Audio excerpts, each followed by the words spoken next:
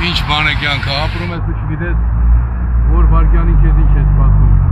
Երեկայում նախագահության նիստից հետո նախագահության երկու անդամների հետ Պրոշյան փողոցով գնում էինք դեպի կենտրոն եւ հանկարծ դիմացի ինքնաշարժը զգացի, որ իր հատվածից դուրս է եկել եւ գալիս է դեմ հանդիման, հասցրի աչ քաշել մեքենան, ինչպես ասում են, աչ քաշել եւ մի քանի վայրկյանանց հետևում լսեցի, այսինքն իմ հետևից եկող մեքենան չհասցրեց նույն բանն անել։ Եվ ստացավ, այսօր տեղեկանում եմ, որ մահվան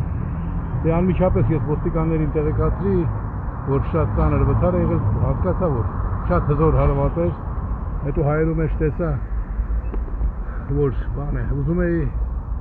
արգելակել, բայց առջևում ոստիկանական մեքենա տեսա, մի 100-300 մետր հեռավերի ճիշտ։ Արագ մոտեցա իրենց ասի շուտ հասեք, օգնություն կազմակերպեք, լսեցին,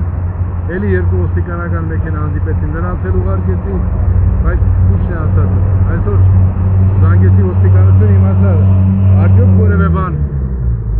մարդկային կորուստ եղել է եւ իմացա, որ մի հոգի մահացել է։ Շատ ցավում եմ, ամբողջ գիշերը հարվածի զգացողության տակ էի, որ ինչ որ անմեղ մարդ,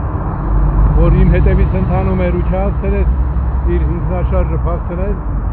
կարող է նաև նա լիներ վախճանվողը։ Շատ ցավալի է եւ նույնիսկ երբ 8 ժամի ես երթևեկում, պիտի չձգտես բարձր արագություն բարձրացնել ու չտիրապետել մեքենան։